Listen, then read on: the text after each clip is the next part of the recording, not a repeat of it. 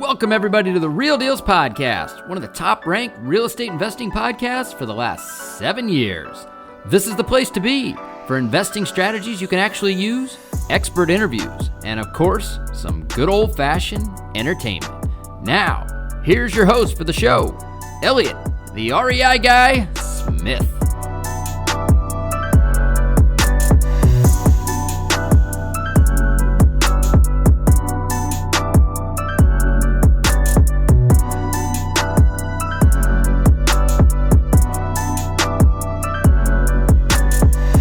What's going on, Real Dealz podcast listeners? Coming at you this week with show 374. Man, 374. I've been going at this for a while now, and I am really enjoying it. I feel like this week we finally got the studio set up.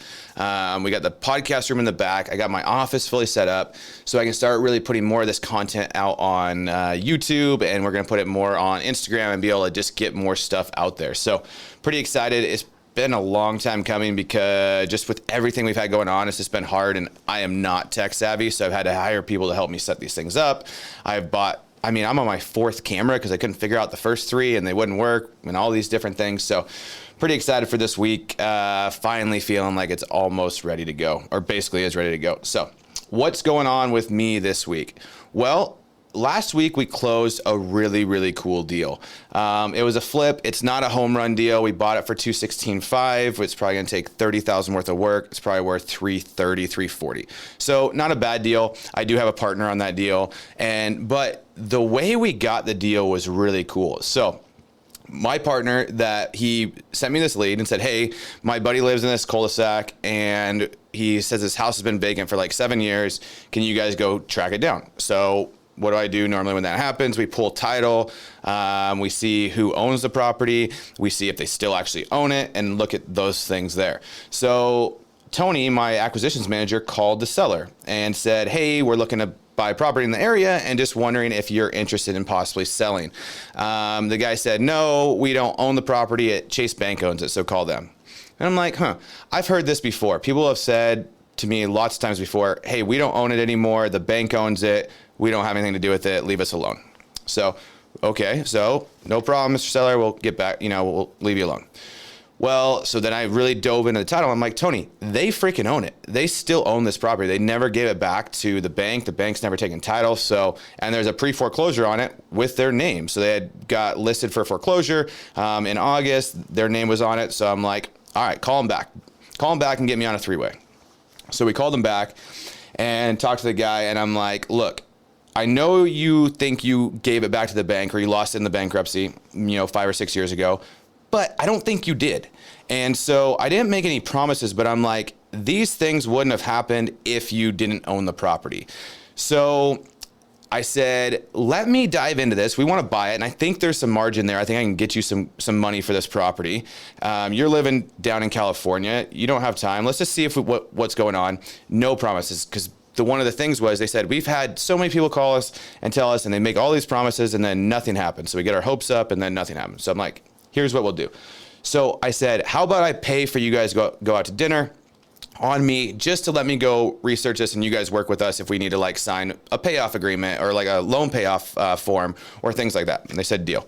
So we sent them a $200 gift card to go to dinner. And we got to work. So I had my title guy really dive in, go through the bankruptcy, go through all these things. We filled out a loan payoff form and never signed a contract at this point, mind you. We're just working with these guys. We're just doing research. So waited for the loan payoff. And if you have dealt with any of these servicers in the loan payoff space, like the Shell Points, Aztec, they're all really not that great to deal with, right? And you can understand why. They're dealing with foreclosures, pre-foreclosures. Have heard every story in the book. They're not going to be the easiest. They make money by charging fees, taking it to foreclosure. So their job is to be a pain in the ass and drag it out.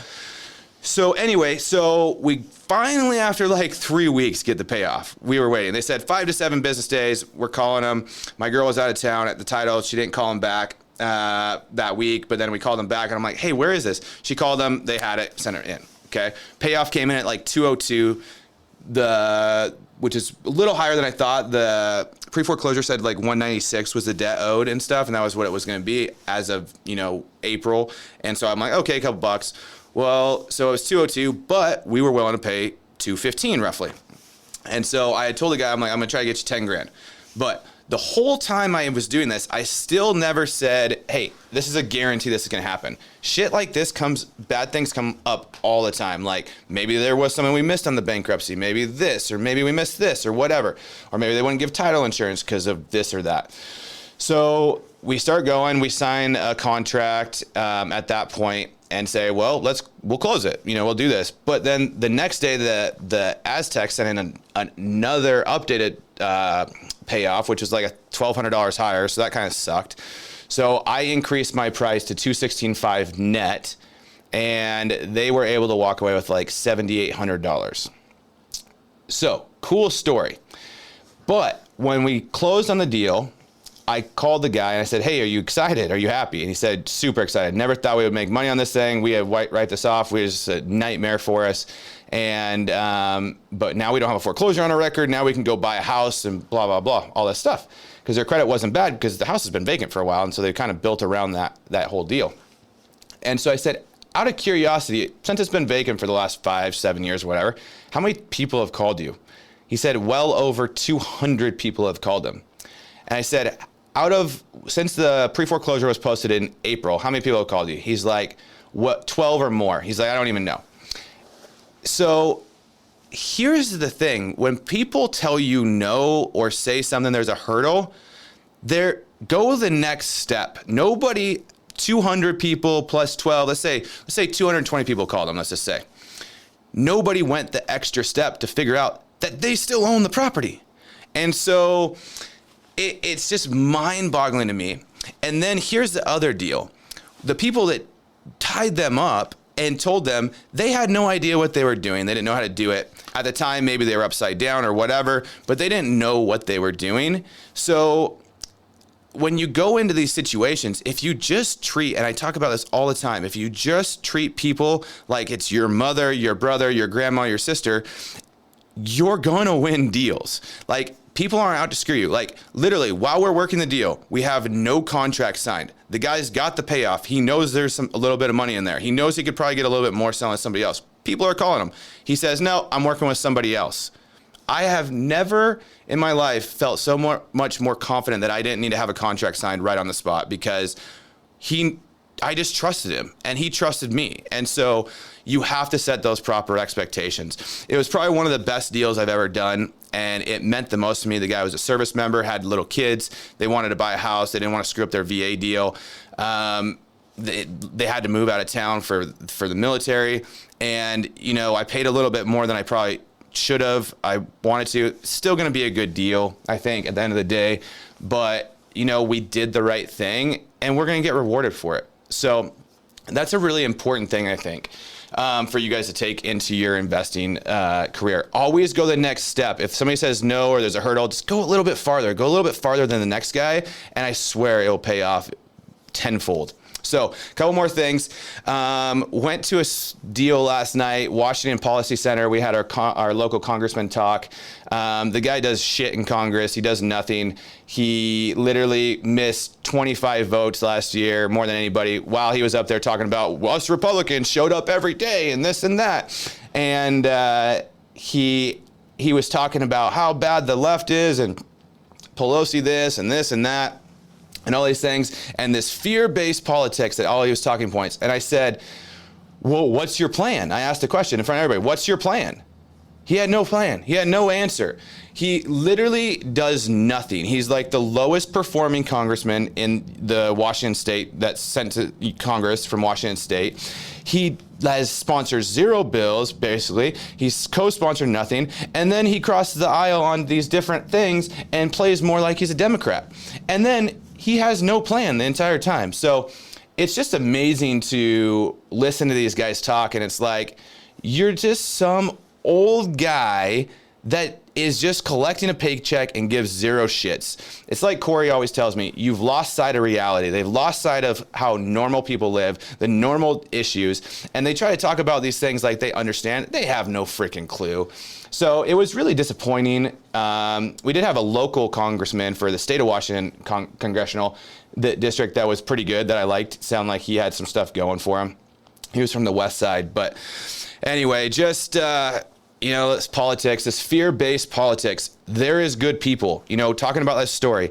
People are good people. People actually are out there helping people more than anybody lets on. Doesn't matter in good communities, bad communities, there are good people. Most people are good. So this fear-based politics is a bunch of bullshit in my opinion. So they don't do shit anyway. They just want to stay in power. So anyway, today's episode, we have Jack Lear and Colin Boyer. Now, if you've listened to me talk for a while, one of the most important things I say is go add value to somebody to create a relationship if you want to be like them. So I talk a lot about my partner, Corey, where I went and added value to him. We became partners. He's helped me along the way, not only coach me in real estate and teach me in real estate, but he's also taught me how to be a good person, a good dad, and a good husband. And so what we have today is we have Colin Boyer, who's 19. He's been in real estate 9 months. He's closed 40 transactions, 36 as an agent, and 4 wholesale deals. And we have Jack Lear, the owner of the brokerage, and he's owned other businesses, but he's kind of like Colin's mentor, exactly how Corey and I have been. Jack has 4 boys. One of them's a little older than Colin, but they're all in his age. And we joke in there about Colin's his adopted son. And this is really kind of, Corey's kind of adopted me into that family. He tells me when I'm being an idiot. He tells me when I'm doing good. He's like a dad. And so we've built this relationship, but we've also grown so much in our business and in just life. And I tell you what, when you're looking for a mentor or you're looking for somebody to help you that you want to add value to, go find people that are good dads. Go find people that are good husbands. If they do those things right, they're probably doing pretty well in business and their ethics are pretty damn good. So I don't know if I asked all the right questions in this show because I couldn't wipe the smile off my face because I reminisce so much over the last 5 years that I've got to know Corey and the things that these guys were talking about that just brought me back to what Corey has taught me and some of the things that we've had happen over the years. So it really shows you if you're like struggling to get started, there's men or women out here that want to help you. You just got to find them and you got to go add value to them and get them invested in you. So this is a show about how to go do that. And I think this is one of those shows you should listen to a couple of times because if you do what Colin did and what I've done, it will change your life. But you have to go in these relationships with how can I help them, not how can they help me. You have to go add value to these guys and these people. And the rewards will be endless. So anyway, hope you guys enjoy it. Here's a quick word from Ironbridge, and we'll catch you on the next one. All right, Real Dealz podcast listeners, I want to talk quickly about our show's sponsor, Ironbridge Lending. If you guys have not reached out to Ironbridge already to talk to them about funding some of your upcoming flip projects, I highly encourage you to do so. I've known the owner of Ironbridge for a very long time. I've personally borrowed millions of dollars from them over the years to do a number of different projects, and I can say without a doubt, they are the best hard money lending company I have ever come across, and that is the reason why they are the sole sponsor of this show. I've had a lot of other companies reach out to me and want to sponsor this show, but I just won't do it. I feel like I need to be genuine in who we have sponsoring the show, and it needs to be somebody that I've personally done a ton of business with. So I personally vouch for their ability to be the best, hands down, in the world of hard money lending. You won't find better programs, you won't find better terms, and they're lending or will be lending in over 20 states. So chances are, if you're hearing this in whatever state you're in, it's definitely worth it to check out their website, reach out to them, see if they're lending in your state, and if they are, I would absolutely encourage you to do business with them. Another very cool thing to note is that they have a program for most rehabs where you can actually borrow up to 90% of the purchase price. Now, this is given the fact that you are actually buying a deal, which if you're listening to the show, that means you probably are. But if you have an actual deal on the table, they'll fund up to 90% of your purchase price, and they'll even give you rehab funds on top of that, which means that it only takes 10% down to get into a project, which is unbelievable in the hard money world. So do yourself a favor, reach out to Ironbridge Lending, have a conversation with them, see if they're a good fit for you and for your next project. I can guarantee you that you'll be happy that you did. What's going on, Real Dealz podcast listeners? Pretty excited about the show guest today. I've been trying to get these two on since I met you, back in March. I blame Jack. I'm sure Colin blames Jack as well, for not getting it done in time. But so we got Jack Lear and his young protege, Colin Boyer. They're out of Pennsylvania right now. Jack runs a residential real estate team. Been doing it for quite a while in York, Pennsylvania. And he's done hundreds of deals in the investment space. And Colin is a 19-year-old. When do you turn 20, Colin? October 31st. All right, 19-year-old. So kind of like Cole, but, pre-Cole, where he's at now. So 3 years behind him. I think he might come up on him. But he started doing investing at 18, then decided to get his license and join a team. Coming on 9 months, he's got 40 deals, and including normal retail sales under his belt. So just crushing it. No college, I'm guessing. Just graduated from high school, just has some passion. So what's going on, guys? Great. Appreciate you having us, Elliot. Yeah. So why don't you lead it off, Jack, and kind of talk about your story and who you are, and then we'll work Colin in and kind of figure out how he's kind of came into your fold in your life. Good deal. Appreciate that. So a number of years ago, owned a manufacturer's rep agency and sold machinery components to the paper, film, and foil industry, blah, blah, blah. Like my customers were like the 3Ms of the world, selling $1 items up to like $2 million systems, and enjoyed that significantly. But I also read a book called Think and Grow Rich by Napoleon Hill, and then Robert Kiyosaki's book as well. And Rich Dad, Poor Dad, a number of years ago, and just said, my goodness, I should be buying some real estate. So started investing in real estate. My other business afforded me the opportunity to, go out and get lines of credit, put significant of my own dollars into the deals. And it really transformed my life. Like it made a huge difference, building like significant wealth. And then probably in in 2009, sold that business, owned a significant number of properties at that time, and started a company called Trusted Property Group. Brought a couple partners in. They're no longer with me, but okay. they were great to be there in the beginning, because I really, at that time, I kind of wanted to keep my other business before I sold it. But I realized that I can just do so much more in the investment world. So that's pretty much how I got my start in real estate, mostly buying holds for rental, and then doing a couple flips here and there. Bought a large farm, subdivided it, was blessed with making a significant profit on that, and just parlayed that into additional investments in real estate. And it just, again, life-changing for my family, my wife and I, our 4 sons, and a lot of people around me I've been able to help. So it's just so grateful to have that opportunity in my life. How long have you been married, and how old are your kids? Married married going on 28 years. Wow. And everything, my oldest is 22. He'll be a 5th year senior in college because of COVID. He's an athlete, so he wants to go back, play football, quarterback, and also he's a. What school is he going to for that? He does Ohio Northern, a Division III school out in Ada, Ohio, and my son's blessed with that opportunity. Have one that just graduated high school. He's 18. He's getting ready to go to college, and then I have a senior next year, and then an 8th grader, a 14-year-old. So 4 sons. We live on a farm, and we just. Do you milk your own cows? We do not. We raise our free range chickens. Okay, nice. Awesome. All right. So how did Colin come into your world? And you can kind of talk about him, and then he can kind of talk about him a little bit. Yeah. So Colin, last summer, so about 8 years ago, we started a real estate brokerage, and started building a team around that very, very high level achieving sales team. I wanted to build a sales team that happened to sell real estate, trained heavily through the Sandler sales training system. And we get coached by the Sandler folks. And what happened was last summer, we were seeking a videographer for our digital marketing studio for our residential real estate team. And Colin called in after we closed down the advertisement on WiseHire, and my operations manager, Sarah, said, "Hey, you got to talk to this youngster. Like, this kid called in, the job's closed, but he said he wants to invest. He wants to buy real estate. He wants to, become a licensed real estate professional, and he'll do the videography because he has experience. He's been listening to Grant Cardone. He's been listening to Tom Ferry since the age of 14.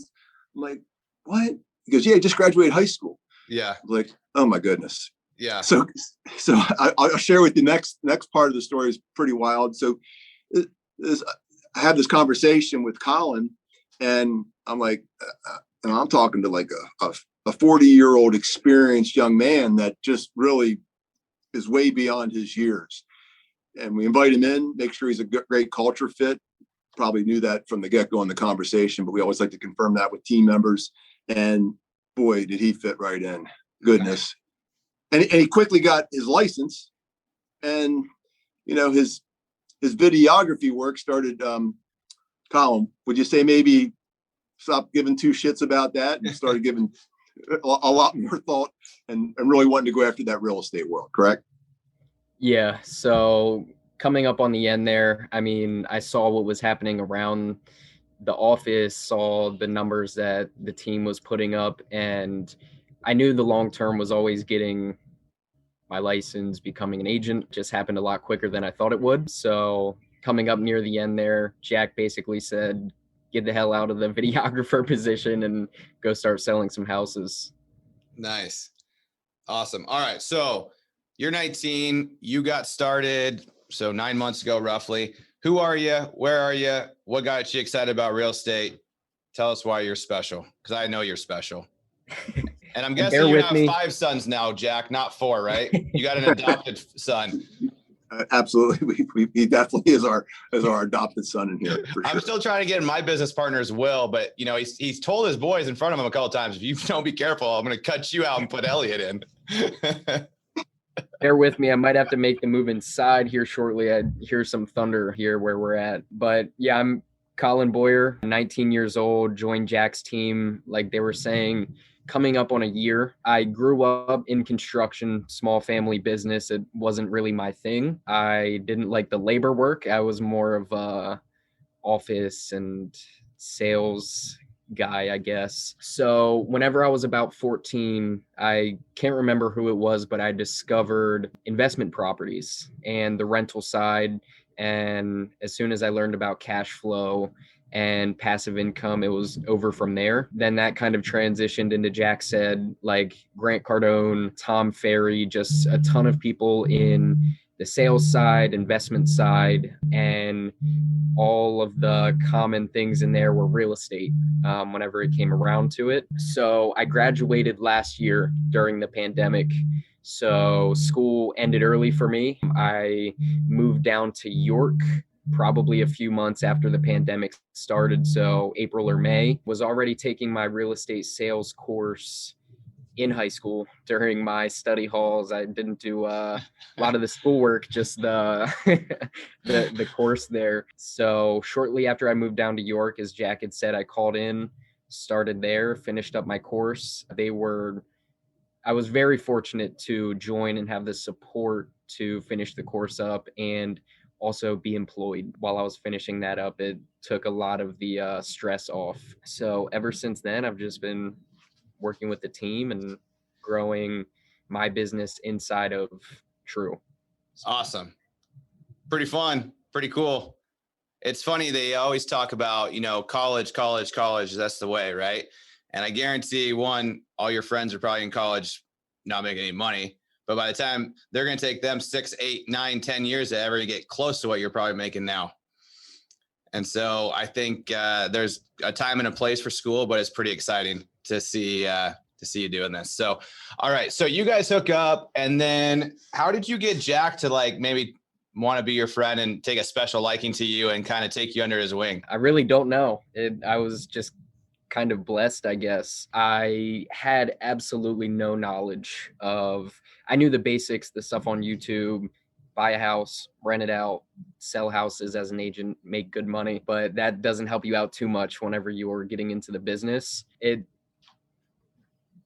think it's just the team. I mean, the way it's set up, you're able to go in, have the foundation in place, and you just follow the system that's there, and you'll be successful no matter what, as long as you follow it. Nice.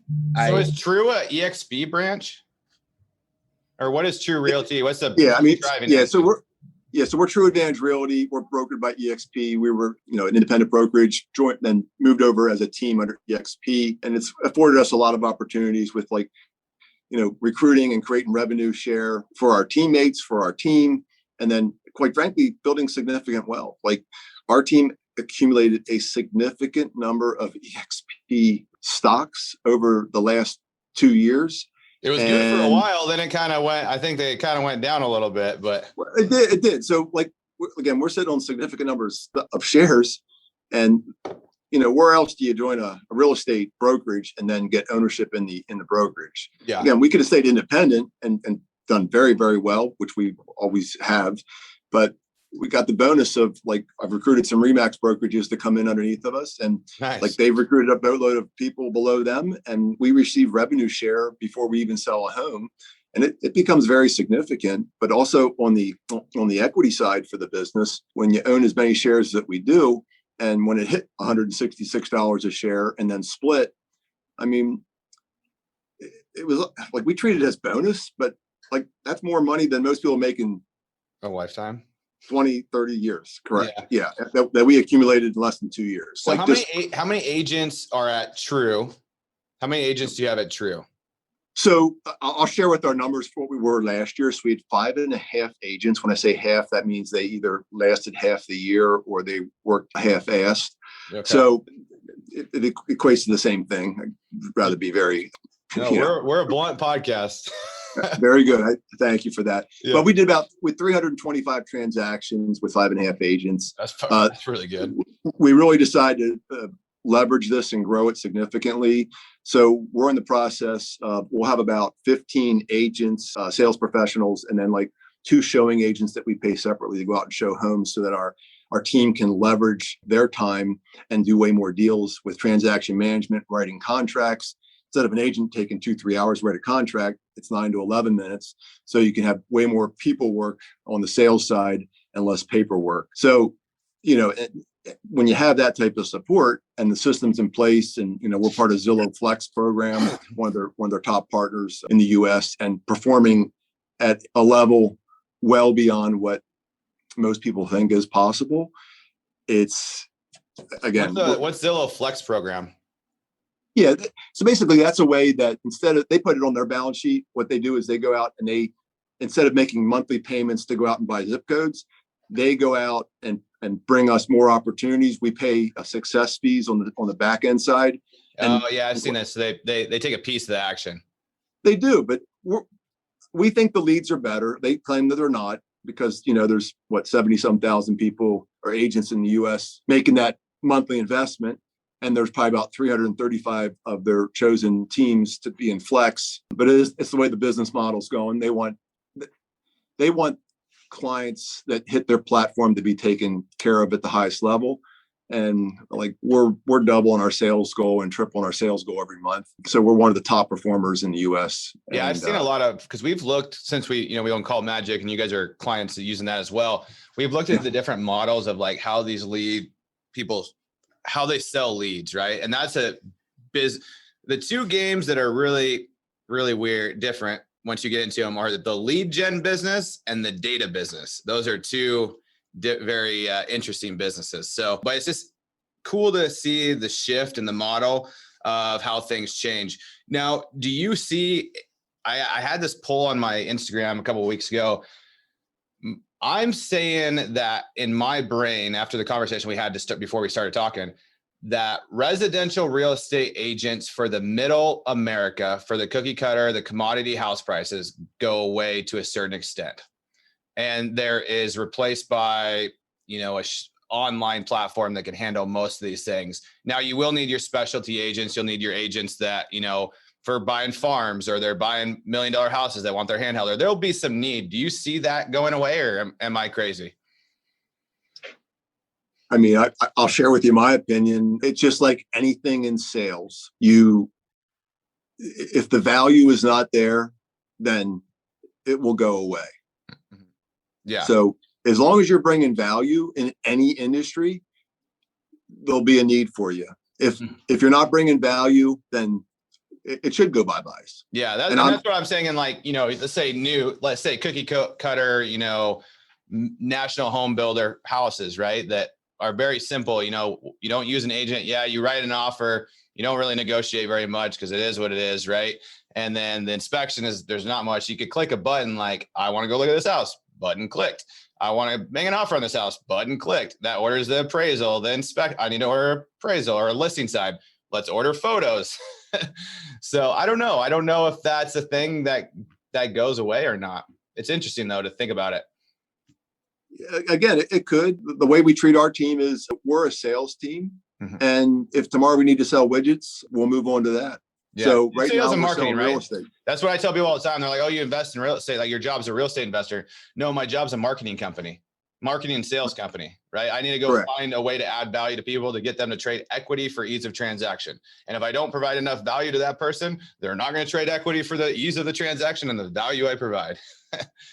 Right? That's the way it is in any industry. A lot of industries have gone bye-bye because of not bringing value to the end user client.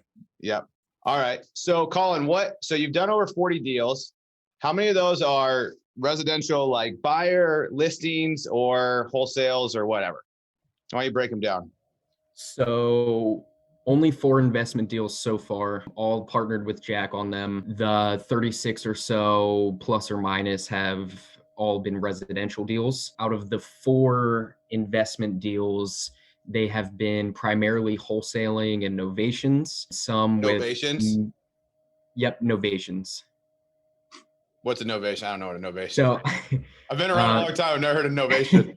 So Jack might need to help me out a little bit with this one, but basically putting a property under contract, just like a regular wholesale agreement, but there's another clause in there called a novation, where you're basically taking the contract and assigning it from the current owner to the next buyer. It can be a retail buyer. It can be listed on the MLS. Okay. Yeah. So it's, a lot of people call it wholesale. You're not closing on the property. No. Yeah. You're just sliding your new buyer into the contract with a novation agreement. That's the way we can put it most simple. Are you listing it on the MLS? Yep. Could be. Yeah. So how are you getting around that being a net listing? So I am not involved on that side. I find the deal, and Jack is the one who is locking everything up. Cool. How do you, So you get what I'm talking about, net listing, right? Yep, absolutely. Yep.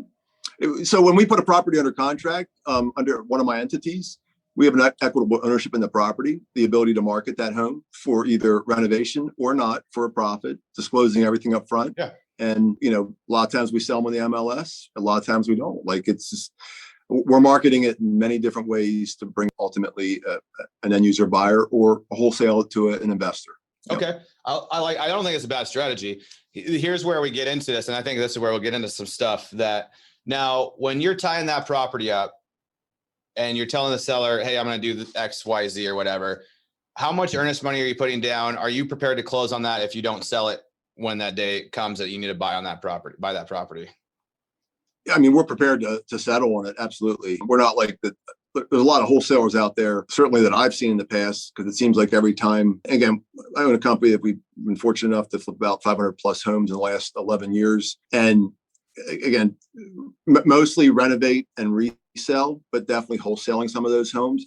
But you get all these wholesalers that contact you, and like the garbage that they have, the contract, I mean, the contracts are written so poorly, and they never have an intention to close on it. We always have that ability, but if you prefer not to, but you will if you have to. I mean, listen, if you don't have to take possession and transfer deed, then you're dealing with less issues on the FHA side. You're not waiting to the 91st day to do a new contract. So those are some things that really benefit you by doing it the way that we've done it successfully. So that's, and we've done it before. I haven't ever listed one on the MLS, but sometimes we'll get these houses and we're like, this needs nothing, right? And we have buyers that want to buy houses, and we're like, let's just, let's figure out how we do this with these buyers. We've done things like that. The thing is, when I go down and I write down a contract, my partner and I, which is his name's Corey. I don't know how old you are. He's 56, got 2 boys. He's got a 31-year-old and a 28-year-old. And I'm the 3rd adopted son.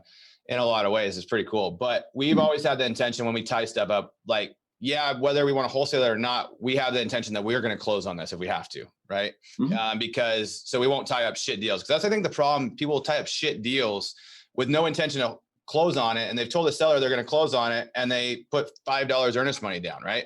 So we'll go in there. A lot of times most of the time we'll put $5,000 to $10,000 non-refundable down. I'll still try to wholesale it if we don't want it. And I never have any issues. But I know that if worst case comes to worst case, I'm going to close it. It's just, It's a weird world right now because everybody's trying to make money really, really fast with no money and no experience. I mean, it's sad. I see it on a bunch of different sites that we're involved with. And, and there's some big names out there preaching no equity purchase, looking at Airbnb values in, Miami, California, and teaching this stuff to someone in York, Pennsylvania that it does not apply to. And they're going out there and saying, hey, this house is worth 150 ARV. It needs 40K worth of work. I can put it under contract for 110. Yeah. And I'm like, oh. And they're saying, like, help me out with this deal. Yeah. Run quickly. Yeah. Yeah. And so this is why I love you guys and this is why you're so much smarter than most people, Colin. So you went into a company and you could talk about the reason why you knew you wanted to do this, but you knew you needed to learn and you didn't want to go screw things up. And you knew that. So you're adding value, not only as an agent, but you're adding value to Jack as you're going and finding deals and you're splitting them with him and you're helping him, get more deals, but then he can teach you along the way. So why don't you talk about the reasoning why you did that instead of trying to go off on your own or thought process there? Yeah. So whenever I was working on getting my license, I had interviewed with probably 2 big name brokerages. I mean, Keller Williams, Caldwell. And I had the conversation with agents there and some teams there. And what they told me was, all right, you'll get your license. We'll give you a desk that you're paying fees on. We'll give you a phone, a landline, and call everyone and see if they want to buy or sell a house. At 18, I was like, who the hell do I know that wants to buy a house? So from there, I thought could call grandma, I guess. Yeah, that I thought that was the standard route, and I was still working on my license again. Saw that videographer job pop up. The conversation with Jack and our administrative staff there that are a part of the team was just completely different than anything I ever heard of. So just them being in the world of Tom Ferry and Jack saying, hey, we've flipped over 500 homes in the past 11 years, and saying that there's agents on the team doing well over 100 deals a year. I was like, this is incredible. I mean, I thought 12 deals a year, you were killing it.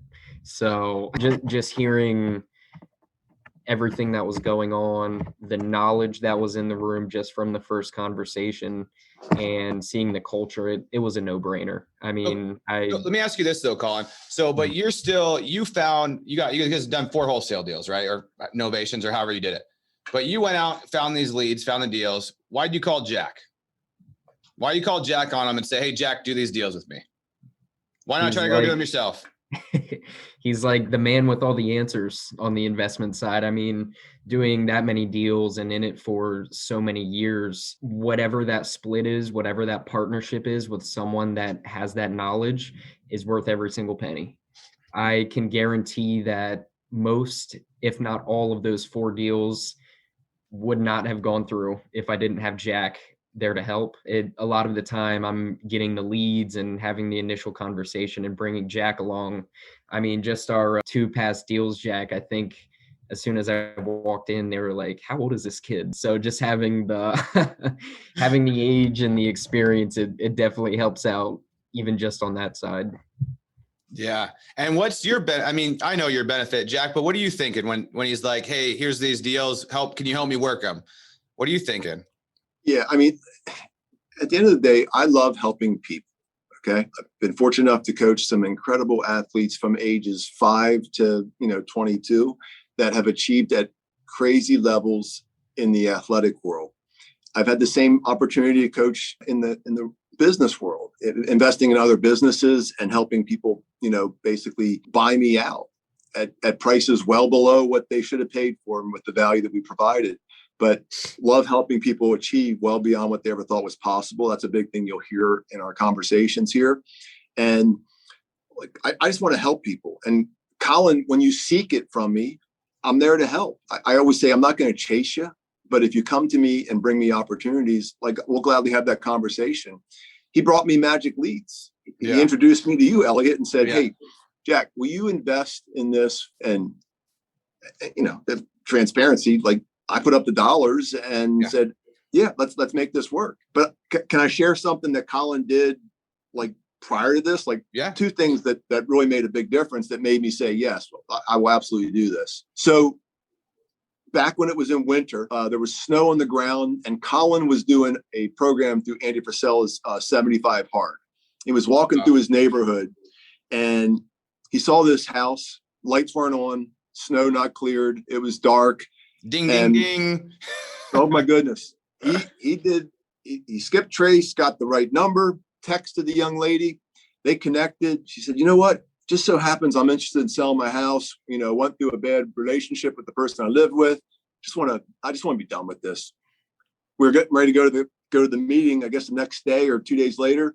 And Colin got quarantined because he was exposed to somebody that had COVID. So said, Jack, go go meet with them. Had a great conversation with the young lady.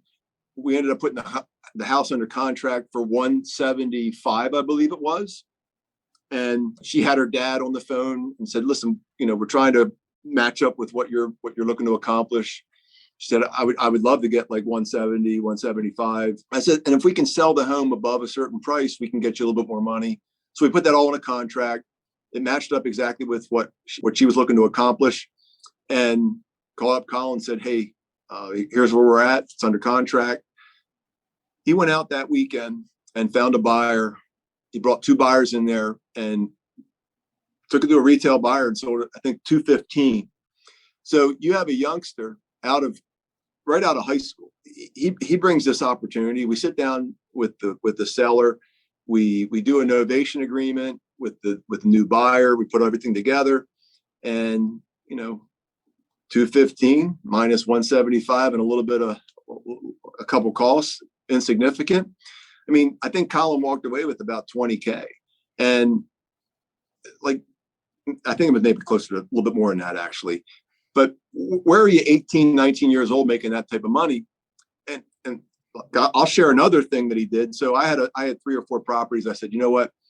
Done with depreciation. Like, it's time to just get rid of these. They're garbage. I've had renters in forever. They destroyed them. I said, if you can sell them for these prices, like, we'll just go ahead and do it. And Colin goes out. He sells all 3 of the homes, the properties, at or above the price that we were asking for. And my wife says, my goodness, send that kid down to our, we have a place down in Mexico. Said, send him down there, all inclusive, like, take great care of him. This kid's the real deal. Said, absolutely. Said, so Colin goes out and makes this type of stuff happen. Yeah. And and I'm going to give one other quick story on Colin. Colin is 18 years of age. He's getting ready to turn 19 on October 31st. A month prior, in September, he said, Jack, I want to be able to help enough people in my last month as an 18-year-old to sell $1 million worth of properties. I'm like, okay, I'll do whatever I can to help you. I mean, this kid busted his chops. He did 11 deals, 1.345 million in his last month as an 18-year-old. I mean, I'm just smiling because I had a couple guys that helped me along the way, and I was Colin, and in a lot of ways, like, I just want to go out there and hustle, but I'm all gas, no brakes. I just needed somebody, keep me in my, what lane do I need to go in? Keep me focused a little bit. Like, here's how you do this. Here's what you need to do. Here's all these things. We don't know. We're young, right? And I'm just thinking about the times when my partner and I have gone on meetings together, and sometimes they want to talk to me because I had started the call. Sometimes they want to talk to Corey because he's older, and so he kind of garners more respect, or we ham and egg it pretty well. Or if I can't make it, he goes, and I trust him to do. He calls me right after. Here's what happened. Blah blah blah. We got it. Or my favorite is when he's like, "Hey, Ellie, we can pay 180 for this house," and I go try to get it for like 165, 170. Try to push it. I go back to him, "Hey, Corey, you want to pay 180 for that house?" And he's like, "Yeah." I'm like, "Well, we got it for 170. And I'm just like, "Yeah." And my mind never thinks like, "Oh, I get an extra 10 on my side." It's just like, I just want that, that dad partner role to be like, "Good job, buddy. Nice work." And the one thing he always tells me, though, when something really good happens, "Good job, but what have you done for me today?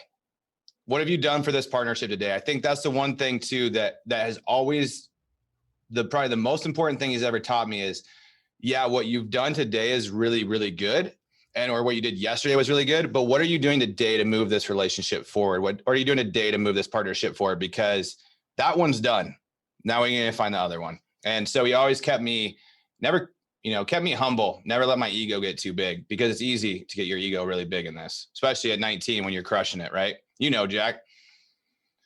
Yeah. I mean, I was probably I was probably about 24 before I started making some really good income and then building wealth, probably later 20s. I can't imagine what it looks like at 18, 19 with that type of, I mean, again, our goal as his adoptive father and Sarah operations manager, that's mom to him, is to keep that, hopefully keep him filled with grace, be humble.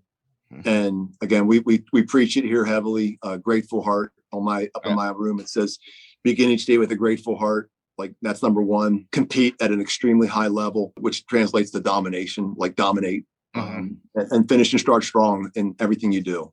Yeah. And Colin's a big part of that. Like, he's part of our culture. Yeah. We protect our culture like it's our baby. Yeah. One thing Corey tells me too is, don't lose sight of reality, because there's such big numbers in this deal, in this game. If you start really rolling, don't lose sight of reality of how most people live. This is not normal. So I don't know. Those are things that stuck with me, that dad, I'll get going and I'll start talking about stuff because you think everybody wants to know, but then you realize they're making 50 grand a year and you probably shouldn't be talking about this deal. You just made 50 grand in front of family at the dinner table, right? Don't, lose sight of reality of what you got. It rarely comes out or turns out positive when you start talking about your income. You're either embarrassing yourself by showing how little you make, or you're making somebody feel very uncomfortable. I have no problem having conversations about money, but like bragging about it, I hear so many things. I apologize. I hear so many folks in the real estate world, that especially in the investors, being braggadocious about the dollars being made and making others feel small. Let's jump into that, because you know a lot of guys in the space, and Colin, you've probably seen a lot of these guys as well. And let's roundtable this. But I see a lot of people out there showing HUDs, with all this stuff of what they've made on this deal. Or how much cash they're getting back, which I can show huge HUDs because I pay all cash for deals and I get a lot of cash back, right? Or talking about all this money and their $1 million wholesale operation. And it just never seems to talk about net money. So what is it like, Colin, seeing this stuff? And like, what does your brain go to, and how have you, especially because at first you're looking at it like, man, I can make all this money. These guys have all this flashy stuff, blah, blah, blah. Then you start getting in the business, you realize, hey, there's expenses. How have you done that? And how has Jack kind of maybe helped you along that way? I think one thing, just before going into, like you said, the expenses and all of that, I'm very grateful for seeing those HUDs. And that, because just seeing them without knowing anything while getting into the business, I was like, oh, this is possible. Like this is something that can be done. Now, like you said, behind the scenes, they might be netting 10% of that, but I saw that it was possible. I saw people putting the work in the office doing it, and seeing that was possible as well. So I'm definitely grateful for that. Kind of back to what you said, I think a lot of the people showing the HUDs and showing what's made on the deals, a lot of them are selling a program. So you've got to show the HUDs. I mean, if you're not showing $10,000 profit on a wholesale deal and linking your course, I mean, what are you doing? Yeah. I don't know. I've seen heard a lot of these gurus that actually don't do real estate. They sure act like they do, but you hear stories about, like, this guy says he's crushing it in this market, and you have a buddy in that market. Does he do anything? He doesn't do shit. They don't do anything. It's, again, it goes back to sales and marketing. They're really good marketers, right? And so they're selling a dream, I think, sometimes. What are your thoughts, Jack, on the coaching and then this world and, the guru space and all that stuff? I think there's some incredible folks out there. I'm more on the mindset side of things. So I subscribe heavily to Ed Milet. I mean, his book, Max Out, I think you can even get it for free. I love what Ed's about. I love Andy Frisella. He's a little bit more hardcore. I listen to Dan Pena. He's way more hardcore. Most people can't handle his antics. But, we want to run the score up and be competitive and dominant. Mm-hmm. So like mindset is critically important for us and our team.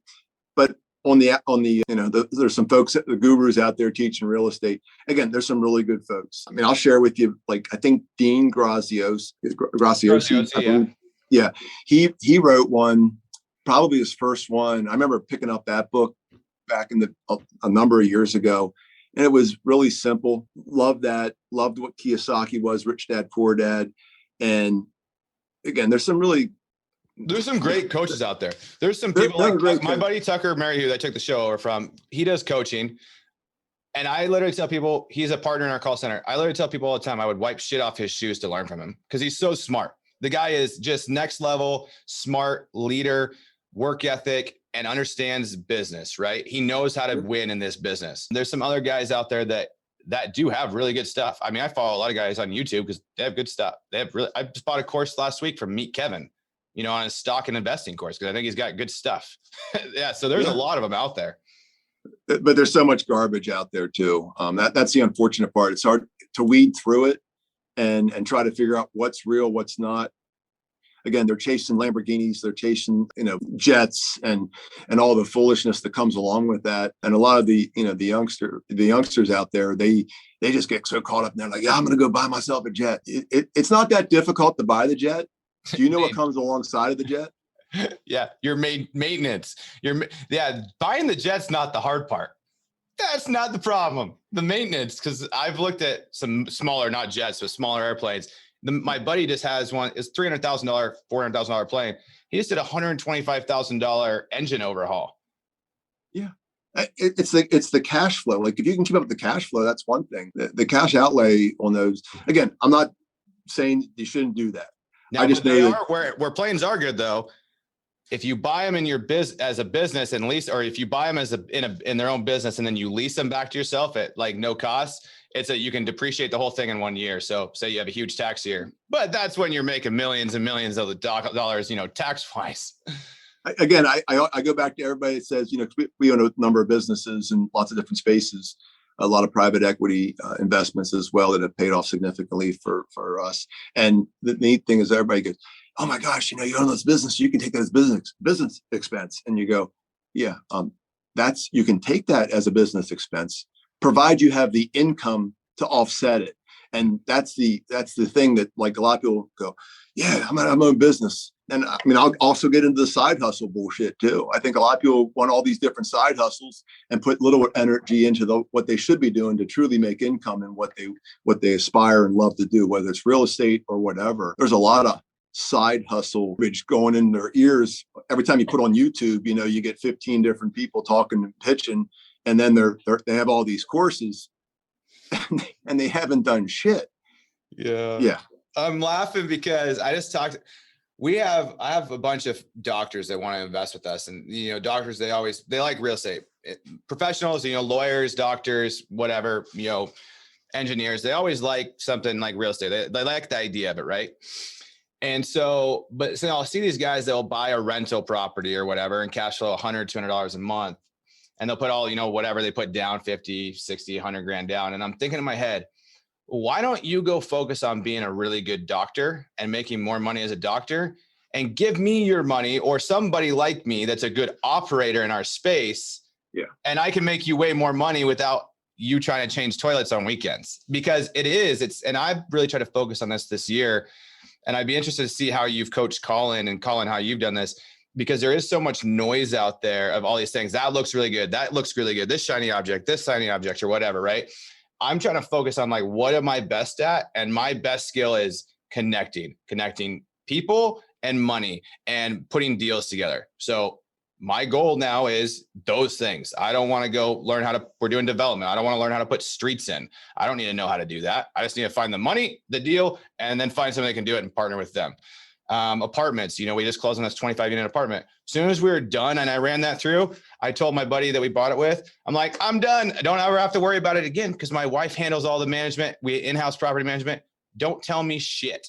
We have a flip we bought last week, And my partner and my wife were like, hey, do you want to come with us? I'm like, why? I don't need to go. I don't have anything to do with this. You go put it back together. I found the money. I put the deal together.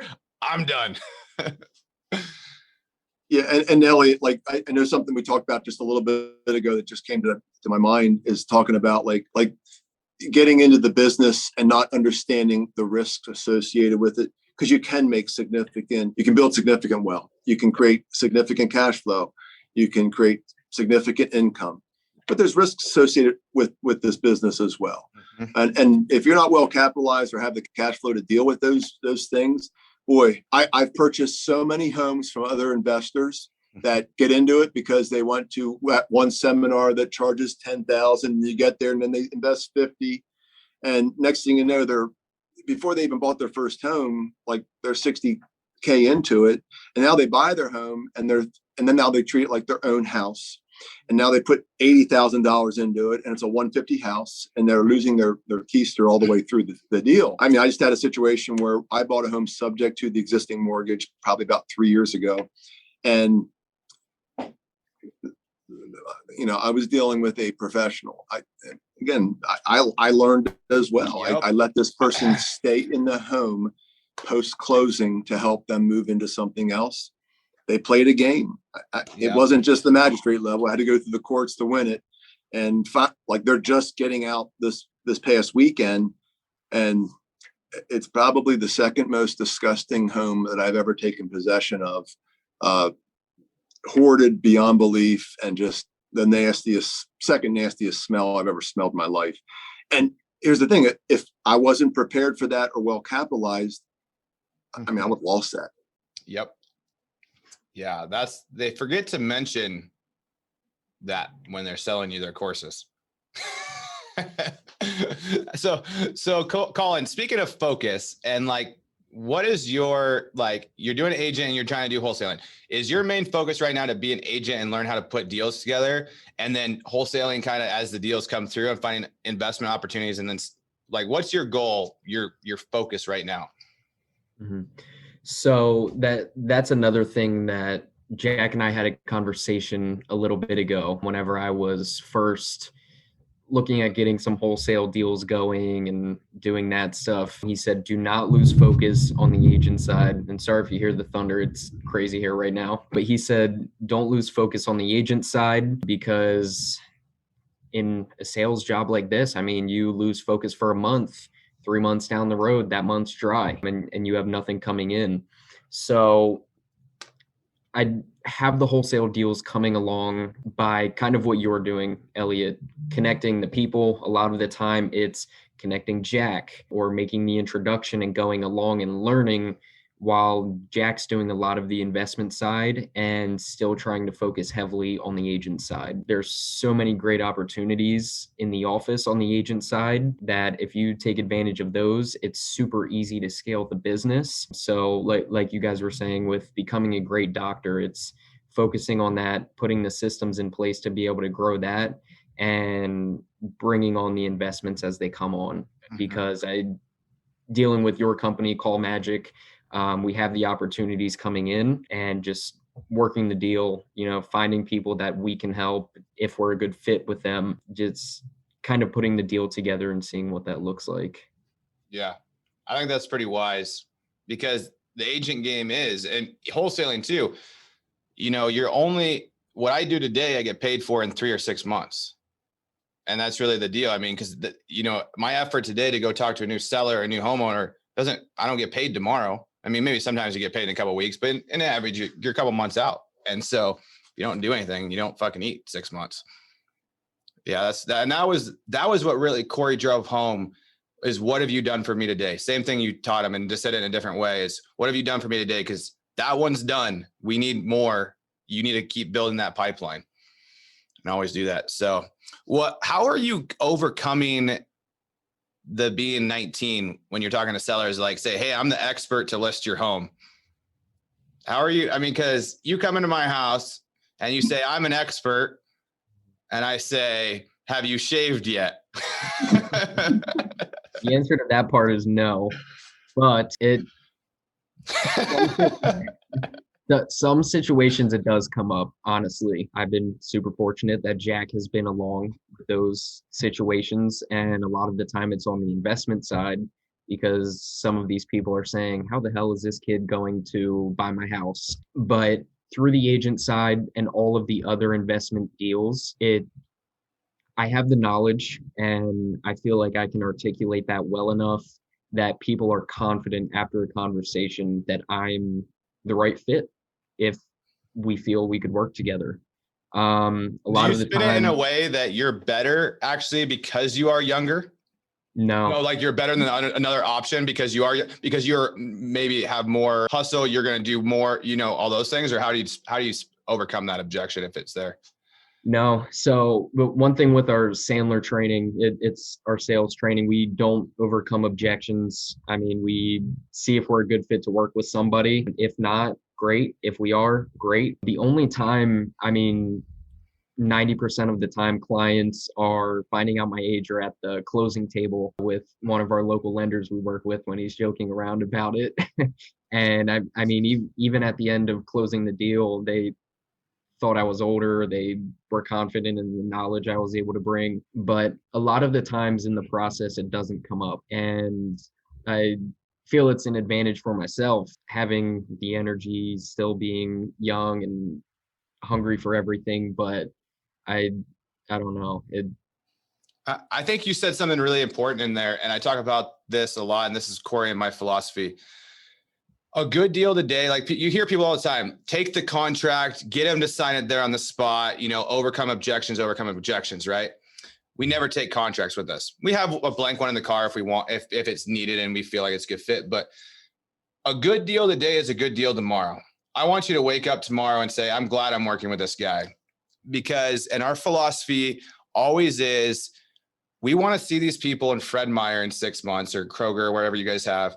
And I want them to come up and say, hey, how's it going? Shake your hand. It was good to meet you, or great doing business with you, and chat with them for a minute, not where I have to run the other way. Because at the end of the day, this is a people business. And I have a really cool story. I'm going to talk about it more later, but I just did a deal with a guy that had been called over 200 times. He had a house that was vacant for 7 years, called over 200 times, thought it was owned by the bank. We ended up putting it together. But when I called him, I never actually signed the contract until we figured out what the loan payoff was, that we could do it, got a HUD statement, everything. I had never signed a contract with him because I'm like, I'm just going to find this out. When we got all that, I signed the contract 5 days before closing. He had people calling him in between, but I knew that he wanted to work with me because he didn't know that he could sell it. He thought the bank owned it. But at the end of the day, I went through the mindset of, I'm just going to help this guy. And if I lose a deal, I lose a deal, but at least I'm helping somebody. And I think most people will recognize that. And it is the most important thing, is because you only have one reputation and you can lose it so fast in this business. And it takes years and years to build. It's just, and you see people ruin it all the time. Something I really want to touch on with that is, again, both sides, agent side, investor side, the clients that even just Jack and I have worked with together are so grateful.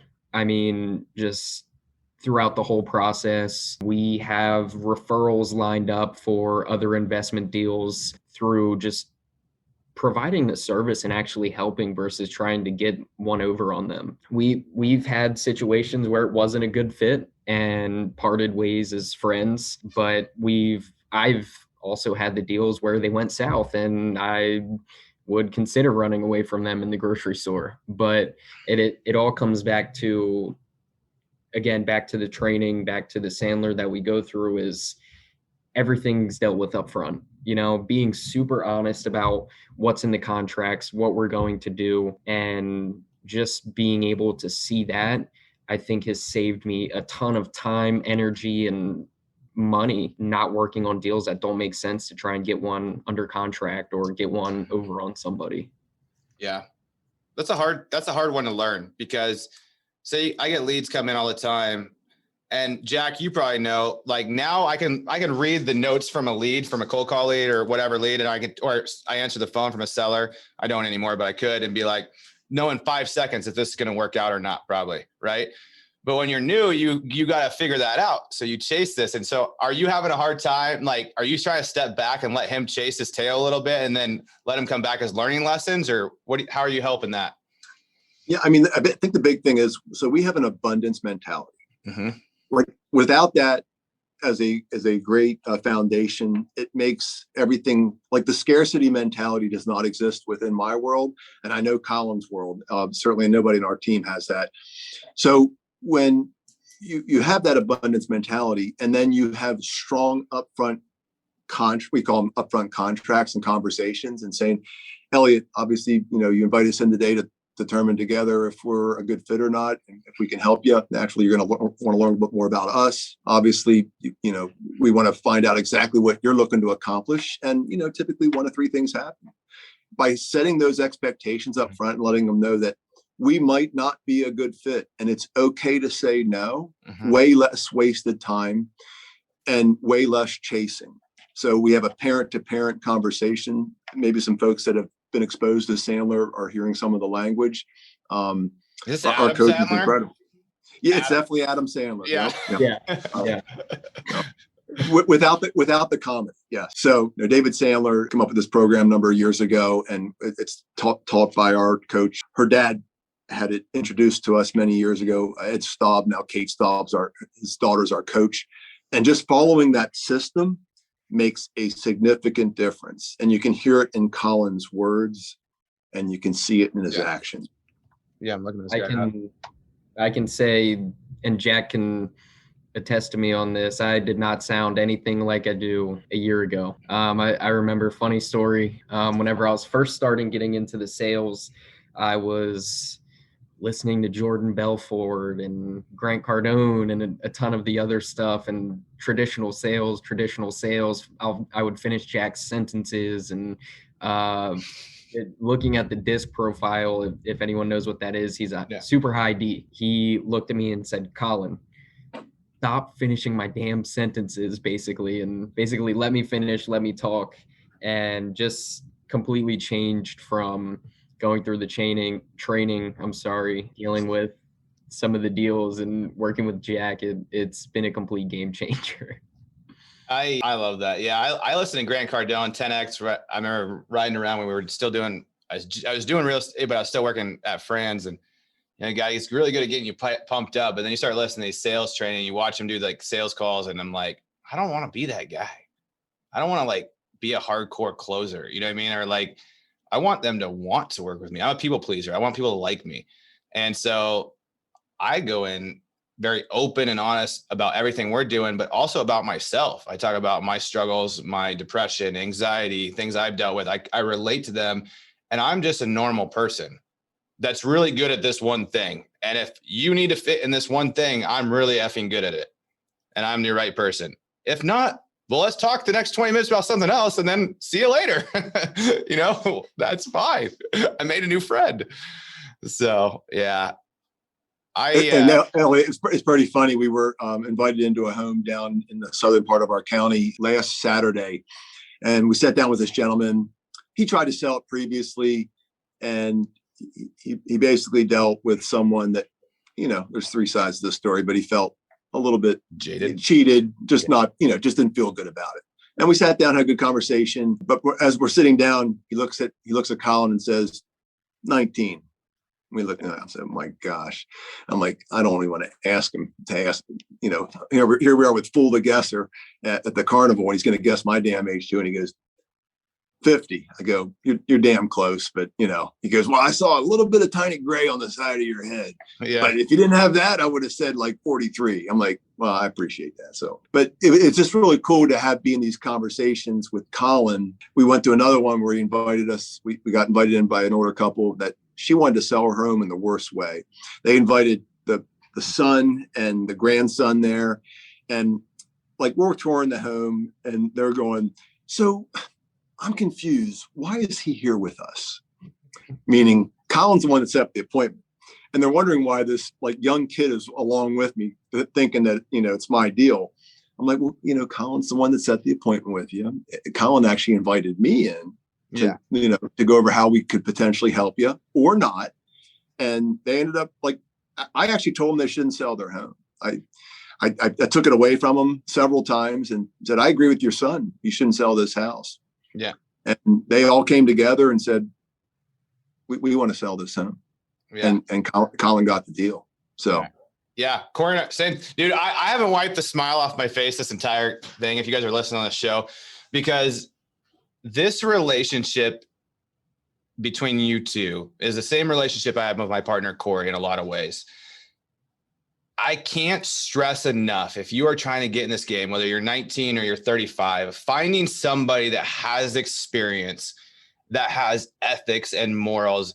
And not only is the business you want to run, but I've talked to you, Jack, about your kids and your family but Corey is the dad I want to be. Corey is the husband I want to be. He's the friend I want to be, more so than the businessman I want to be.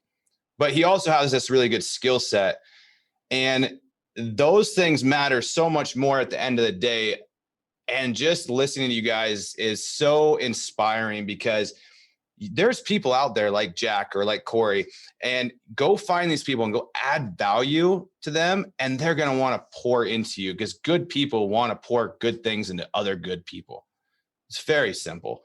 And so it's just, I've had a hard time running this show, because I just keep thinking, my mind keeps going to all the good memories that I've had with Corey and the appointments. You're talking about your appointment with the older couple. And I remember we did one appointment and I screwed up, and, we're talking to this lady, and I said, yeah, so we'll give you time to get, we'll even take all your stuff in your house, and we'll get a dumpster and we'll throw it away, and take care of it. Mistake big time. We didn't buy the house because I just called all her stuff junk. Corey, we get in the car and we're driving. He's like, hey, you got any feedback for me? And I'm like, no, I think you did good. That's how he always leads in. He's like, can I give you some feedback? And I'm like, yeah. He's like, don't call people's shit junk. Don't tell them.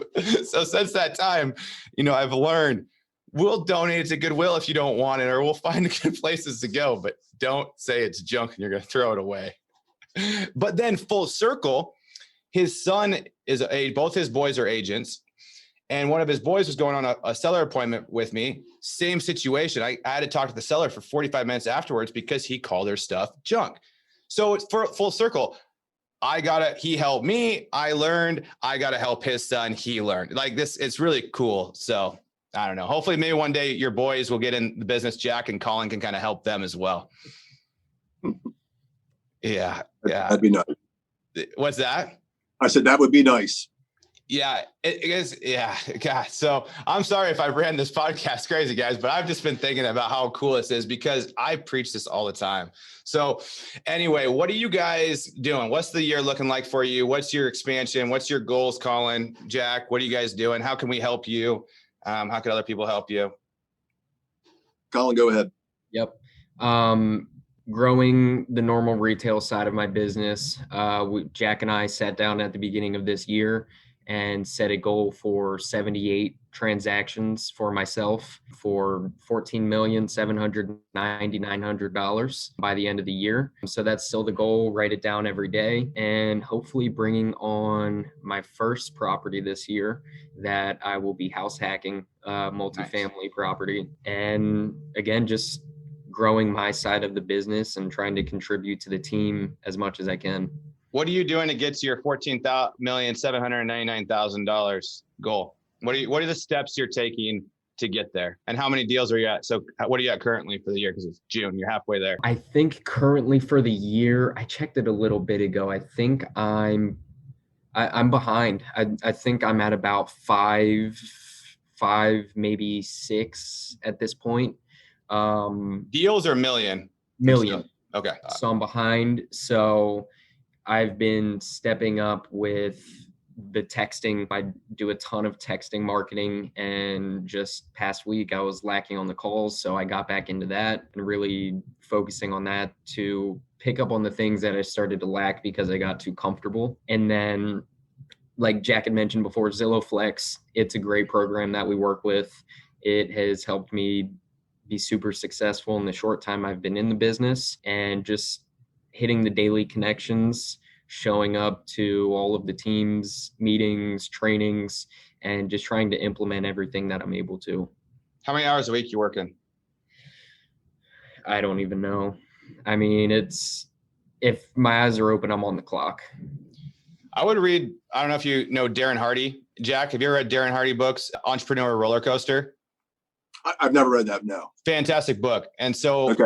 I was just talking about this the other day. So he was an agent for a while. Now he's a sales trainer, whatever. Great content. I really like this guy.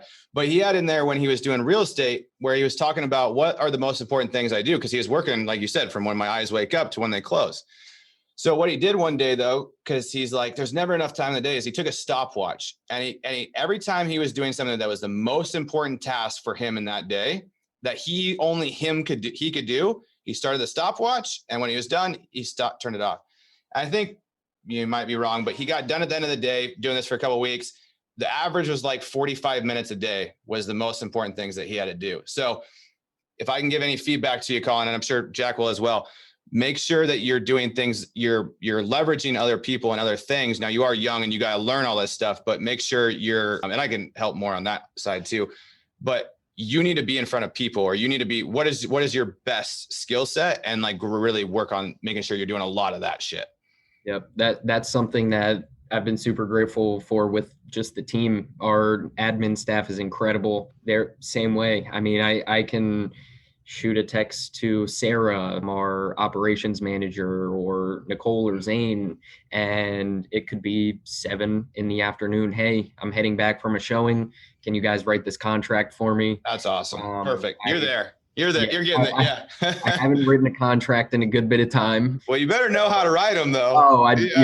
Definitely do. But being able to have them to write contracts, do a lot of the marketing side so that it's something that us agents don't have to think about too much. Still putting the effort in, being in front of being in front of the camera and all of that, but a ton of help on the transaction side. That's been super key, I think, especially being on the team. How do you coach that though, Jack? Because you want somebody that's a new agent, they need to do a lot of this stuff to learn it, right? But then they're doing really good, but they need a leverage. But there's that balance of like, at what point do you outsource this thing if you haven't learned it well enough? How do you coach that? I mean, we're teaching it. We're learning it. It's shame on you if you don't learn it, because the opportunities are there to learn the contracts and the proper way to do things. Again, we spend a ton of time on the sales training and the mindset training, and definitely the skill building and role playing. But, contracts, we have that availability with EXP, they're online teaching that all the time on the cloud based. And like, again, it's shame on them if they're not doing it, because we present it to them and we spend a lot of time, because here's the deal. If you cannot write a contract, we're not writing them for you. But once you prove that you can write a contract, then we'll take that 2 to 3 hours down and shrink time down to 9 to 11 minutes. Yeah. It's not your time now, so that you're doing way more deals. Again, shrinking time. You talked about that book, and I'm very interested in reading it. But on Ed Milet, shrinking time is turning your day into 2 days. I'm an early riser, like 3-4 in the morning. I'm getting a ton of stuff working on the business versus in it, and building different parts of the business during those time frames. That before anybody gets up, like I'm getting it done, so that we can turn it in like. By 9 AM, I already had a day in. Yeah. So then my next day is, 10 to 3. And I've already done proactive in the morning and then reactive in the afternoon as needed, if you need to be the leader or whatever. Because I don't like getting up that early. I go to the gym early, but it's hard, because if you're on during the day, 9 to 7 or whatever, your phone's ringing with problems. I got to solve a problem. And you're reacting all day. That's a trap you get caught into as an entrepreneur, is you're reactive all day. And you just got to block time, because if it doesn't get on the calendar, it never gets done. I'm an ADHD, so I'm hardcore. If it's not on the calendar, it never takes place. Adderall. Yeah. I'm not on the drugs part, but I'm conscientious of what's going on in my life. I had to start taking them last year when I started this call center. I just couldn't sit in front of a computer all day, because my mind's always like, yeah, squirrel. I don't want. So that's, hopefully I can get short term on these things. But I think most entrepreneurs are, though, very ADD, ADHD, and they're all over. So what's the plan for you? I think you're looking at doing some growing your brokerage more. We're growing our team into some strategic locations throughout the U.S. in the process of building a team in Florida. Promises to be very special.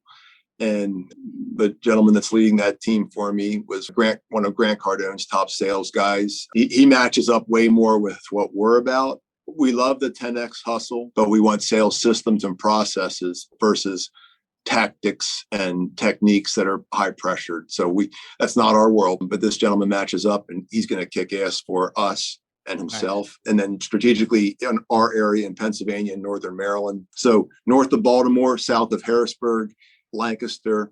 If there's anybody in this world that wants to get involved, we're building our team. It's one of the top performing sales teams in the U.S.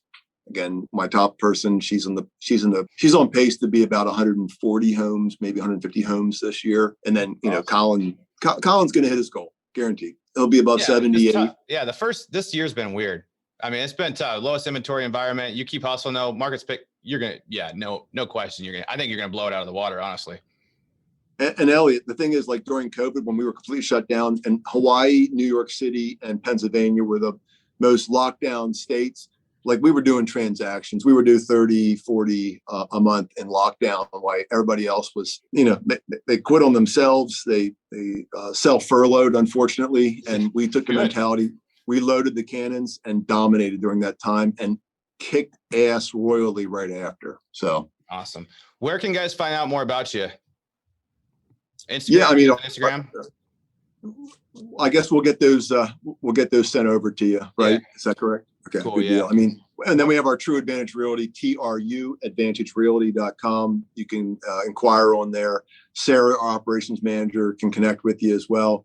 Again, we subscribe heavily to the DISC profile, and we want to make sure that personality matches up with folks that are typically successful in our world.